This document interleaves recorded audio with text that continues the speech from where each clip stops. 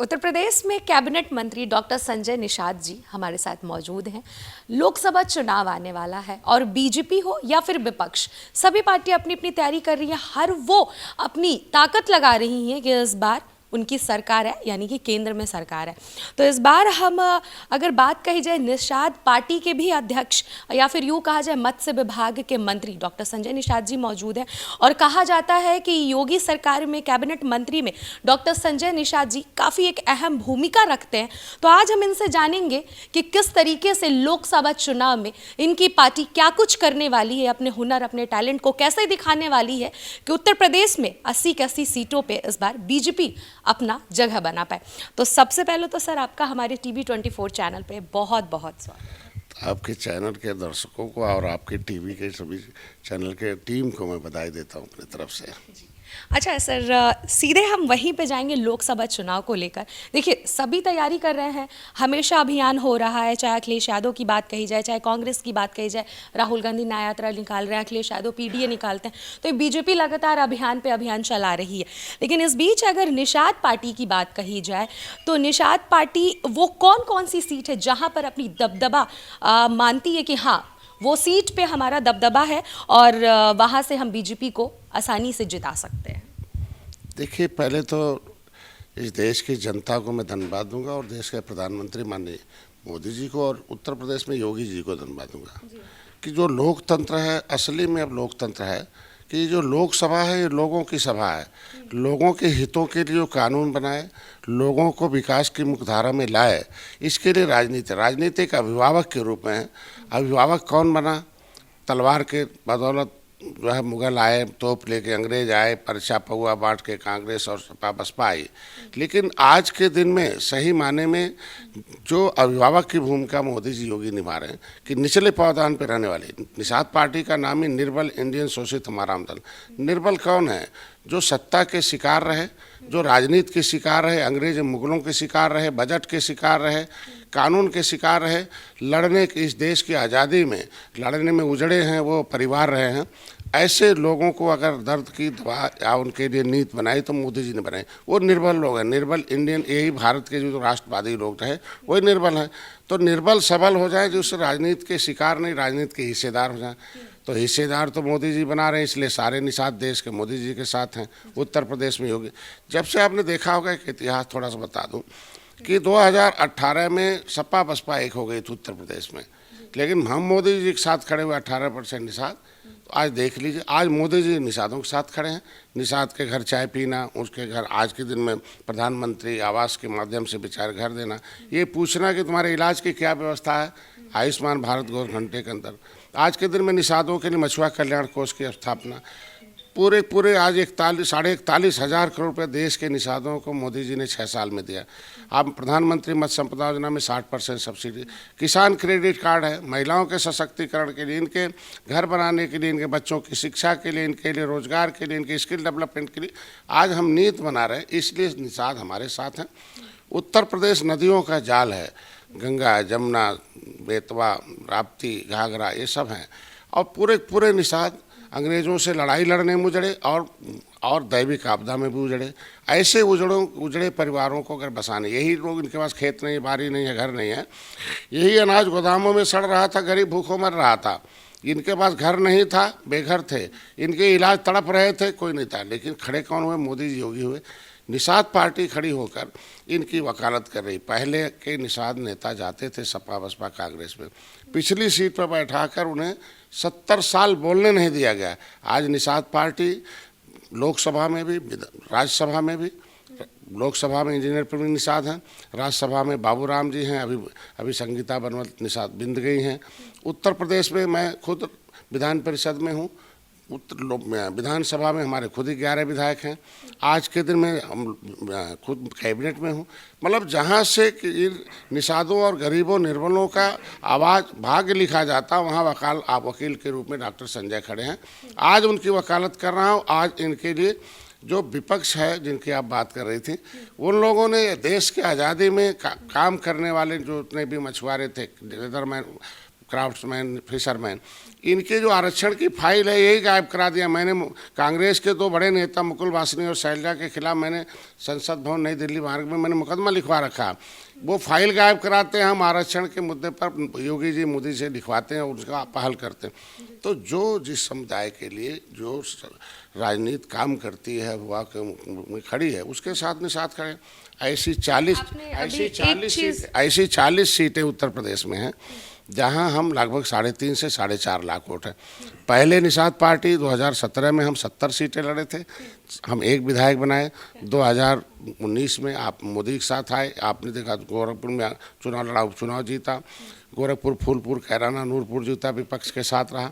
मोदी जी के साथ खड़े आ गए, देखे कितना ऐतिहासिक जीत हुई। 2022 में योगी के साथ खड़े रहे, 37 साल का इतिहास बदला।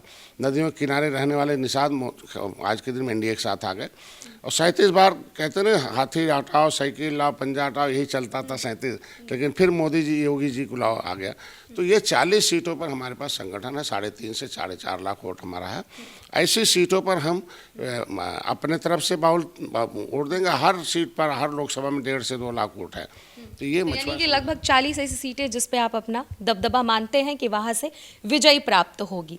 अच्छा सर, आपने एक बात कहा कि विपक्ष को लेकर कि ये सब तो तोप लेकर आए, देश को, दुनिया को बर्बाद किए। साथ ही आपने एक शब्द और उसमें ऐड किया कि यही जो अनाज है जो पहले सड़ जाया करता था, लेकिन आज गरीब बिना खाए सोया करता था पहले, लेकिन आज वो भरपेट खाकर सोता है। लेकिन सर, उसी अनाज की अगर बात कही जाए तो उसी अनाज को लेकर बहुत सारे ऐसे लोग हैं जो कहते हैं कि 5 किलो राशन देने से हमारा धर्म और कर्म नहीं चलता है, 5 किलो में गुजारा और बसर नहीं होता है। इस पर क्या कहना चाहें, क्योंकि बहुत सारे लोगों को वो चीज़ रास नहीं आती है। देखिए, किसी भी समुदाय को देश के मान, सम्मान, सुरक्षा और समृद्धि चाहिए। यहाँ मान किसका था? जो चंगू मंगू थे, सपा बसपा कांग्रेस। जनता को याद कब करते थे? वोट लेना। एक गरीब के पास कब जाते थे? इनका कौन सी योजना बनाते थे कि गरीबी बढ़, पंचवर्षीय योजना, फिर दूसरी योजना, तीसरी योजना, हमेशा गरीबी बढ़ती रही। आज इतिहास में पहली बार है कि गरीबी घटी है। हम नहीं कह रहे, अंतर्राष्ट्रीय फार्मूले के अनुसार जो सर्वे हुआ है उसमें 14% के आसपास गरीबी घटी है। तो इसके मतलब हम गरीब को अनाज के साथ साथ उन्हें रोजगार देकर विकास की मुख्यधारा में ला रहे हैं।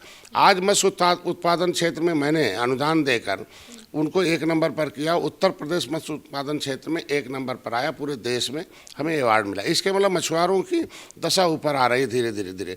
आपने देखा होगा पिछली बार कोरोना में कितने लोग बेरोजगार बॉम्बे, दिल्ली कहाँ से आ रहे थे पैदल।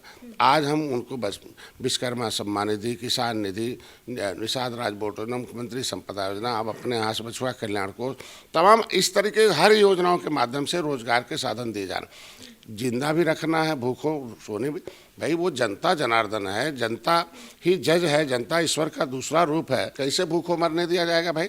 उसको तो हमें जो पहली प्राथमिकता है कि उन्हें अनाज दिया जाए, पहली प्राथमिकता उन्हें मकान दिया जाए, पहली प्राथमिकता है कि उनको लिए इलाज किया जाए, उनको दर्द न हो। सर, किसानों पे क्या कहेंगे जो धरना प्रदर्शन दिल्ली में दे रहे हैं? वो भी किसान है, उन्हीं के वजह से हमें अन्न मिलते हैं, अन्नदाता उन्हें कहा जाता है। लेकिन आज वो जब भी राजधानी में अंदर प्रवेश करना चाहते हैं तो उनके ऊपर आंसू गैस के गोले छोड़े जा रहे हैं। मौजूदा सरकार उसे देख रही है, लेकिन अभी तक कुछ ऐसा निर्णय फाइनली नहीं निकल आया है। अभी जैसे अन्न की ही बात हुई है और अन्न हमें उन्हीं लोगों के द्वारा मिलता है। इस पर आप क्या कहना चाहेंगे सर? देखिए, हमारी माननीय मोदी जी हैं, योगी जी हैं, हमारी 4 प्राथमिकताएं हैं कि हमारे किसान हैं, नौजवान हैं, महिलाएं हैं और गरीब हैं। ये पिछली सरकारों का एक नारा रहा है कि जय जवान जय किसान, लेकिन इनके नेता तो जवान हो गए, किसान कहाँ छोड़ दिया था।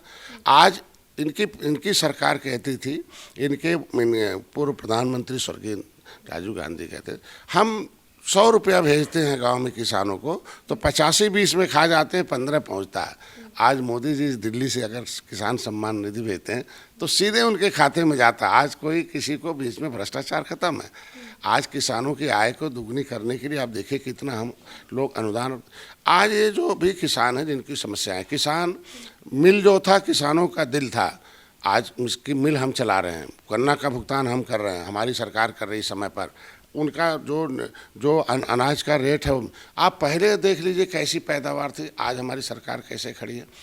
निश्चित रूप से कुछ किसान आंदोलित हैं, वो नेताओं के संपर्क में विपक्ष के, तो आंदोलन में उनकी भी समस्या हमारी सरकार मतलब ये आप कहना चाहते हैं कुछ विपक्ष के नेता हैं उनके संपर्क में, इसलिए वैसे ही किसान आंदोलन कर रहे हैं। इलेक्शन से पहले ये तो परंपरा रही है कि जो गरीब हैं, किसान हैं, नौजवान हैं, महिलाएं, इनको उठाओ, इन्हें उभाड़ो और जो है सरकार पर हमला बोलो। मतलब एक तरह से कहा जा सकता है, जिस तरीके से आप कह रहे हैं कि उनकी जो मांगे हैं वो कहीं ना कहीं विपक्ष की मांग है, विपक्ष आंदोलन करवाना चाहती है, इसलिए ऐसे किसान जो है राजधानी में कूच करना चाहते हैं, वो उनकी पर्सनल मांग नहीं है। देखिए पिछले बार भी आंदोलन किया था, हमारी सरकार ने ढेर सारी चीज़ें मांग की और उनको धरातल पर उतारी और जाके देख ली आज मंडी कैसे है, उनके लिए नियम कैसे हैं, उनके लिए गोदाम कैसे हैं, कैसे आज के दिन में 24 घंटे बिजली मिल रही। बिजली कहाँ मिलती थी, दिन भर गाँव के शहर के लोग जगमगाते थे और गाँव के लोग अंधेरे में सोते थे। आज के दिन में देख लीजिए किस तरीके से बेबाक बिजली है, मुश्किल से 1-2 घंटे की कटौती है। तो शहर और गांव हम लोगों ने, तो आज के दिन में किसानों की आय दुगनी हो जाए उसके लिए हम लोग सब कुछ काम कर रहे हैं और धीरे धीरे इसको किसानों की मांगों भी पूरी हो जाएगी और ये नेताओं की आवाज़ बंद हो जाएगी। विपक्ष जो किसान, नौजवान और महिलाओं और गरीबों को लेकर उनको मुद्दा बनाकर राजनीति करते थे, मोदी जी उसको प्राथमिकता के आधार पर इनकी समस्याओं के समाधान के लिए हमारी सरकार खड़ी है। अच्छा, राज्यसभा चुनाव आने वाला है और अगर सपा की बात कही जाए या फिर आप जिस पार्टी में उस पार्टी की बात कही जाए, लगातार सभी विधायकों को प्रशिक्षण दिया जा रहा है, ट्रेनिंग दी जा रही है कि किस तरीके से राज्यसभा चुनाव का दिया जाए। यानी कि अगर अखिलेश यादव की बात कही जाए तो आज वो फिर एक बैठक बुला रहे हैं, उसमें सभी विधायकों को ट्रेनिंग देंगे कि किस तरीके से राज्यसभा चुनाव के लिए चुनाव डालना। तो क्या लग रहा है राज्यसभा चुनाव को लेकर, क्या लग रहा है कि आपकी पार्टी अपने आप को कहाँ देख रही है, कितनी सीटों पर जीत हासिल होगी? देखिए राज्यसभा हम लोग मोदी जी के साथ 39 पार्टियाँ पूरे देश में एक साथ बैठक हुई थी दिल्ली में और एक इतिहास, एनडीए का एक इतिहास 25 वर्ष का रहा है और गठबंधन धर्म निभाने का।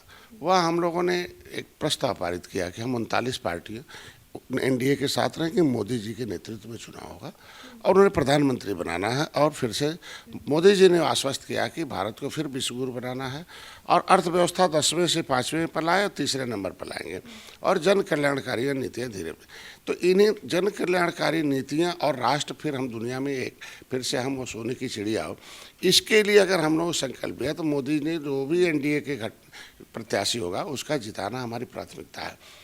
तो राज्यसभा में ही और लोकसभा में भाग, तो यहाँ उत्तर प्रदेश में जहाँ आज के दिन में राज्यसभा के कैंडिडेट हैं, हमारे निषाद पार्टी पूरी प्रतिबद्धता के साथ हमारी एनडीए के कैंडिडेट के साथ है और हर एक कैंडिडेट जीतेगा और उसके पक्ष में वोट डाले। ट्रेनिंग का सवाल है क्योंकि हमारे विधायक जो है, हमने 15 सीटें लड़ी थी, 15 में 11 सीटें ऐसी थी जो हारी हुई लिया था, 9 हमने उसमें विषय दिया, 11 विधायक हैं और लगभग हमारे सारे विधायक नए हैं, कोई पुराने विधायक नहीं है। तो पहली बार वो डालने जा रहे राज्यसभा का, तो निश्चित रूप से उन्हें ट्रेंड करेंगे कि एक वोट भी खराब न हो और विधायकों को रखा था और उन्होंने कहा नहीं हम पार्टी के साथ है और पार्टी एनडीए के साथ है, इसलिए हमारे सारे प्रत्याशी जीतेंगे। जी बिल्कुल, ठीक है। अच्छा सर, एक सवाल मैं और आपसे जानना चाहूँगी, ओम प्रकाश राजभर जी को लेकर है, उनकी मांग है यूपी में 3 सीट, बिहार में 2 सीट।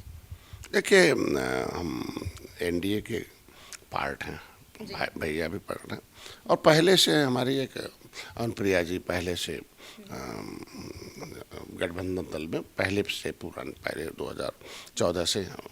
तो अगर पहले से हैं तो हमें पूरी उम्मीद रहती है कि कभी हमको लगता है कि जो सीटें उनको मिली थी 15-16 सीटें हमें मिली थी, 15-16 सीटें उन्हीं को भी मिली थी।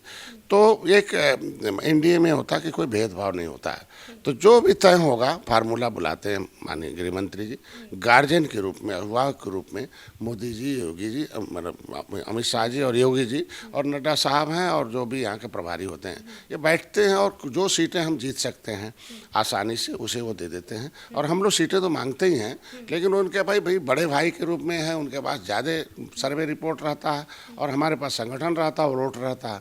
तो जिस प्रत्याशी पर वो ट्रांसफ़र हो सकता है और जहां हम जीत सकते हैं ऑटोमेटिकली बोलते हैं और सीटों का कोई लफड़ा नहीं रहता, आसानी से वो सीट भी देते हैं और हम लोग जीत भी देते हैं। अच्छा, 40 सीट आपको लगता है कि 40 सीट पे निषाद पार्टी अपनी दबदबा अपनी मानती है, तो आपको क्या लग रहा है? ये 40 सीटों का हम जो नाम लेते हैं, इसमें हमारा संगठन और हमारी बहुलता बहुत अधिक है और संगठन के कार्यकर्ता हैं, तो हम एनडीए को जिताने में 40 पर हम आसानी से, उसमें किसी प्रकार का कोई मतलब दुविधा नहीं है। तो जब हम इतनी सीटें जिता रहे हैं तो हम किसी भी के साथ रहेंगे, एनडीए के साथ है तो हमें बताएंगे ना, हम इतनी मजबूती से आपको इतनी सीटों पर बहुत तेज़ी से खड़े हैं, तो इनाम के रूप में आसानी से सीटें हमें जीत के रूप में दे देते हैं। ठीक है, गठबंधन का गांठ खुलता जा रहा है और जिस तरीके से ये गांठ जब जुड़ी थी तो ये लगता था कि सारी पार्टियां एक हो गई थी, गिनी चुनी कुछ ही पार्टियों को छोड़कर, लेकिन गांठ खुल रहा है। सर, गांठ खुलने के पीछे की वजह आपको क्या लग रही है कि क्यों इंडिया गठबंधन की गांठ खुल रही है?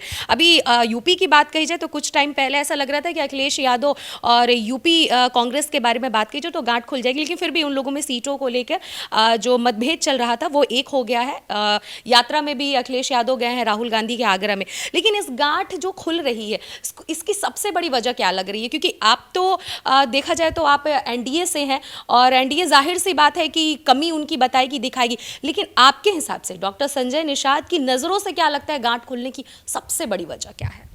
देखिए, मैं 2018 में Sapa Basapa Nishad party, peace party, Gorakhpur, Phulpur, Kairana, Noorpur चुनाव लड़े थे हम लोग।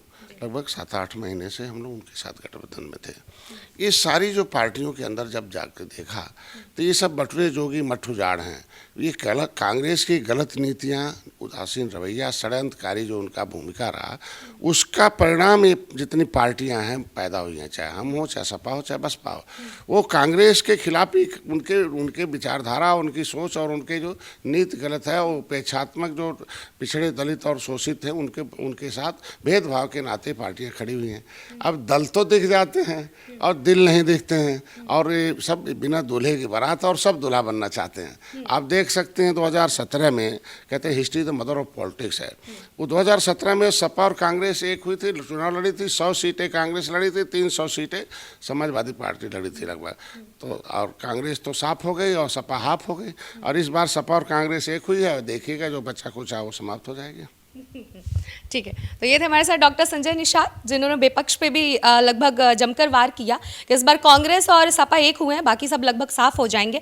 और बात कही जाए अगर 2024 का जो इलेक्शन आ रहा है, सीट को लेकर निषाद पार्टी अपने आप को कहाँ मजबूत मानती है, कहाँ अपनी वर्चस्व को मानती है, तो इनके हिसाब से लगभग वो 40 ऐसी सीटें हैं जहाँ पर निषाद पार्टी की बात कही जाए तो वो अपने आप को वहाँ पर अपनी दबदबा महसूस करती है और वहाँ से वो जीत पाएगी। क्योंकि इस बार जो उत्तर प्रदेश में जो 80 की 80 जो सीटों का लक्ष्य बीजेपी ने रखा है, इसमें निषाद पार्टी हो या फिर ओम प्रकाश राजभर की बात की जाए या फिर जितने भी एनडीए के जो भी दल हैं उसमें जो भी शामिल है, इन सभी की भूमिका काफ़ी अहम रखती है, क्योंकि 80 की 80 सीटों को जीतना है। तो इस हिसाब से अगर संजय निषाद जी की बात कही जाए तो 40 सीटों पर अपनी दबदबा महसूस करते हैं और इनका यह प्रयास है कि उन सभी सीटों से जीत हासिल होगी।